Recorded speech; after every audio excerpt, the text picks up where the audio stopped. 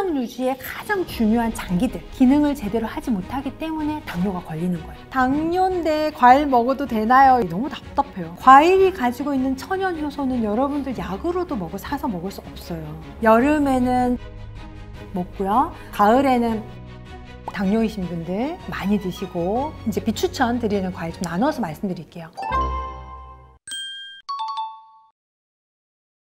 당뇨의 핵심은 근육과 수분입니다.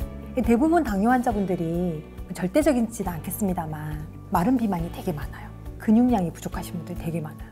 혈당 무서워서 막 이거 먹어도 되나? 이거 먹으면 안 되나? 막 저한테 진짜 많이 댓글 달리는 게 당뇨인인데 이거 먹어도 되나요? 안 되나요? 진짜 많이 물어봐요. 우선은 근육부터 만들기. 두 번째는 수분. 당뇨도 제1 당뇨, 제2 당뇨 있는 거 아시죠? 그러니까 유전적으로 당뇨인 경우도 있고 후천적으로 된 경우도 있는데, 지금 얘기하는 거 후천적으로, 그러니까 오줌에 당이 포함돼서 나오는 거예요. 그것도 두 가지로 나눌 수 있어요. 당의 양이 많아서 나오는 경우, 두 번째는 당이 세포로 들어가서 에너지를 만들어야 되는데 세포로 들어가지 못하고 혈류 속에 있다가 그대로 오줌으로 나오는 경우거든요. 근데 그 두 가지 원인이 모두 다가 무슨 문제냐면은 몸이 자기의 기능을 하지 못했기 때문에, 몸의 중추적인 기능이 무너졌기 때문에 당뇨가 생기는 거예요. 후천적 당뇨는. 몸의 중추적인 역할은 뭐냐면 간, 신장, 폐, 사실 팔다리는 없어도 살아요. 근데 생명 유지에 가장 중요한 장기들, 그 장기들이 기능을 제대로 하지 못하기 때문에 당뇨가 걸리는 거예요. 그럼 그 장기들은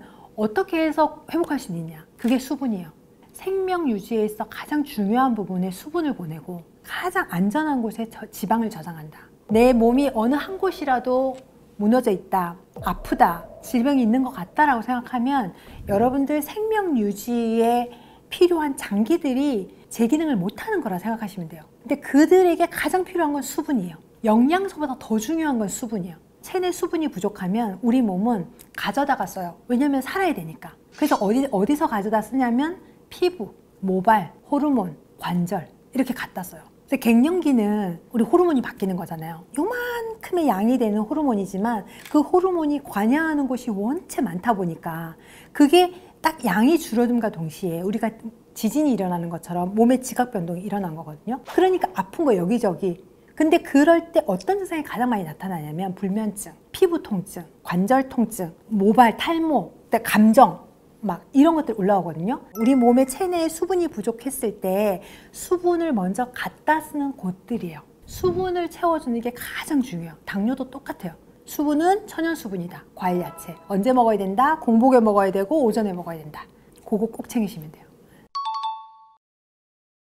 수분을 채우는 레시피 단짠초유 샐러드. 제가 이 책에도 여러 편의 단짠초유 샐러드를 소개해 드렸는데요. 단짠초유가 뭐냐면 사실 제가 만든 말이에요. 단이 과일, 야채의 단맛. 샐러드의 당은 과일, 야채의 당으로 충분합니다. 짜는 소금, 초가 레몬즙, 유가 생들기름. 제가 가장 기본적으로 쓰는 양념이 소금, 후추, 레몬즙, 생들기름. 사과, 샐러리, 양배추, 또 브로콜리는 살짝 데쳐야 되고 파프리카, 당근 어떤 거든지 야채를 소금, 후추, 레몬즙, 생들기름을 버무려서 위에 견과류 토핑해서 드시면 좋고, 아까 들깨가루, 흑임자 가루도 좋고, 특히 공복, 아까 제가 수분 엄청 중요하다고 말씀드렸죠. 오전에 단짠초유 샐러드.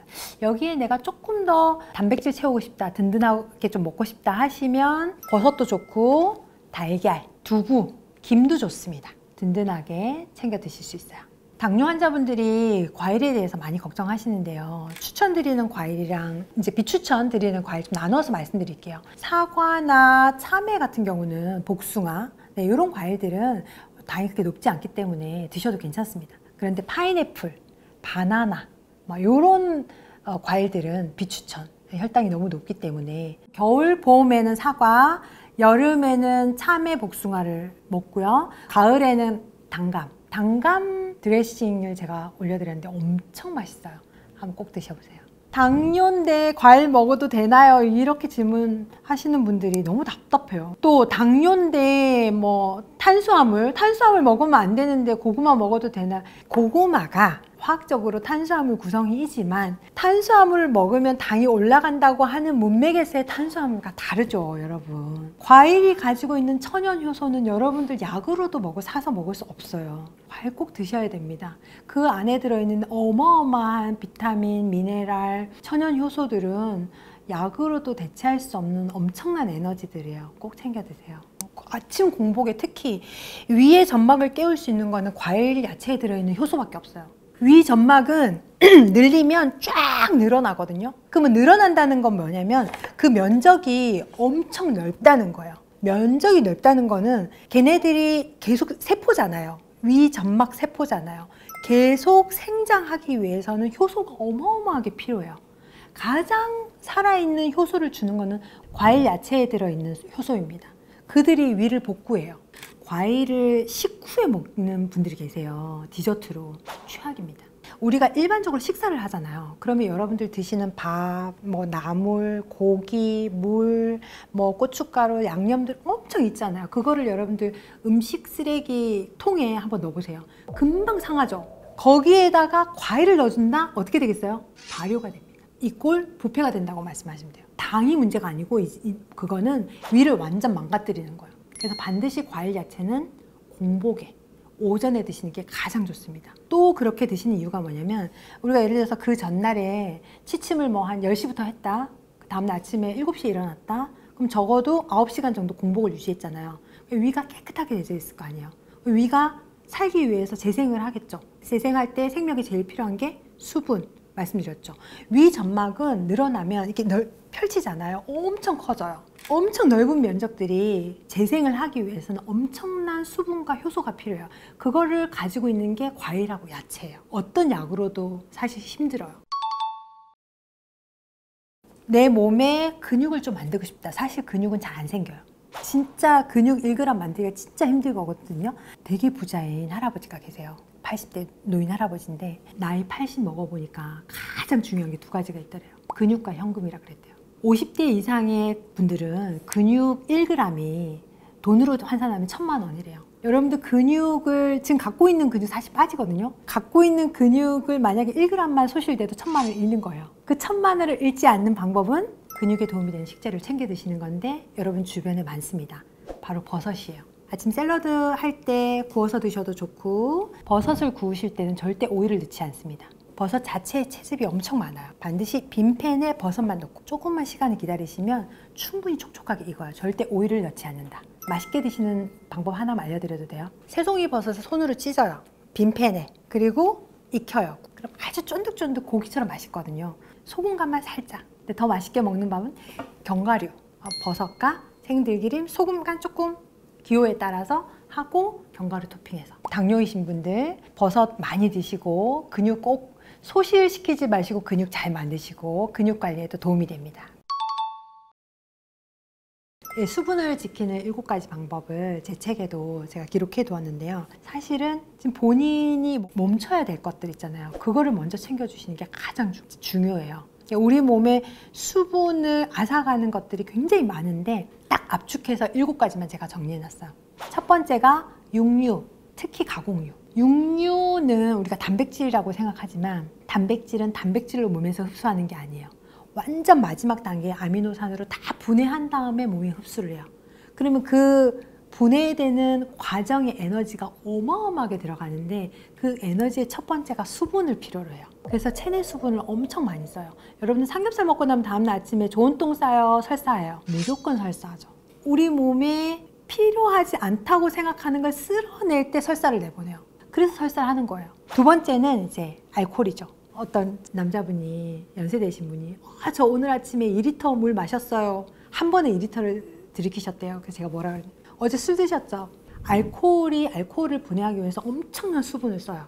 카페인 포함입니다. 커피 한 잔 마시면 한 잔 마신 양의 최소 3배, 넉넉하게는 7배의 물이 있어야 카페인을 몸 밖으로 배출해야 된다고요. 세 번째는 정제된 설탕, 소금. 정제 설탕이 가장 많이 들어있는 게 액상이에요. 탄산음료, 이온음료 포함해서 판매하는 과일음료 있죠. 살아있는 과일 말고 이런 데 당이 가장 많이 들어있어요. 네 번째가 정제 탄수화물. 대표적으로 정제 탄수화물이 밥, 누룽지, 또 여러분들 좋아하시는 샌드위치. 매우 위험합니다. 샌드위치. 5번째는 식품 첨가물. 생각보다 식품 첨가물이 되게 많이 들어있어요. 몸을 교란시켜요. 근데 사실 인지하지 못해요. 어떤 재료를 먹어야지 뭐 조금 더 그래도 생각하시는 분들은 어떻게 조리하는 게 그래도 건강식이지? 요까지 생각하는데 3번째 식품 첨가물까지는 생각하지 않아요. 6번째가 유지류, 튀긴 음식. 살짝 볶는 거는 괜찮아요. 양념이 엄청 과하게 돼서 냉동으로 나온 거 있죠. 냉동인데 튀긴 음식. 그런 음식들이 굉장히 위험합니다. 7번째는 유제품입니다. 이게 논란이 굉장히 많을 것 같은데요. 특히 갱년기 증상으로 힘들어 하시는 분이거나 또는 질병이 있어서 몸을 좀 내가 건강하게 건강식으로 바꿔보고 싶다 하시는 분들은 멈춰야 될 것 중에 하나가 바로 유제품이에요. 버터, 치즈, 우유 등등. 체내에 많은 수분을 앗아갑니다. 이렇게 말씀드렸지만 사실 이걸 단박에 7가지 다 끊고 짠! 하고 하시긴 사실 어렵잖아요. 그래서 좋아하는 음식을 억지로 누르고 참으려고 하시기보다 하나씩 멈춰보는 걸 추천드려요. 하나씩 집중하시면서 금지해야 되는 것들은 하나씩 내가 멈춰본다는 마음을, 몸 전체를 하루아침에 내가 건강인으로 짠! 이게 쉽지 않기 때문에 내 몸의 한 곳 한 곳을 집중해 본다는, 갱년기가 됐든 몸에 어디가 좀 아프다 하시는 분들은 너무 한꺼번에 막 야, 요시 딱 읽어보다는 제 책을 보시면 한 페이지 한 페이지 보시면서 조금씩 하나씩 바꿔보시면 어느 순간 여러분들 살이 빠져있고 아침에 일어나는 게 너무 개운하고 내가 이렇게 힘이 들지 않다고 이런 경험을 정말 하실 수 있게 될 거예요.